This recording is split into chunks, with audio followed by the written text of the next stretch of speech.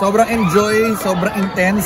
Kasi una, enjoy because we were presented with so much talent. And it's always fun watching and listening to people with na ganun kagaling mag-perform at kumanta.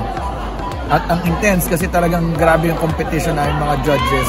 Tsaka enjoy din talaga. We're really having so much fun. Hindi namin napansin yung buong araw na wala kami kasama. So, yun lang. Ang daming hirit na nakakatawa ng mga coaches eh. Pero nagulat ako kay Stel. Napakadaldal pala kasi nung una ko nakilala parang tahimik lang eh. So, lahat ng hirit niya nakakatawa, lahat ng hirit niya pasok. And at the same time, lahat ng mga comments niya when it comes to being serious, impressive pa rin. So, nakakatawa.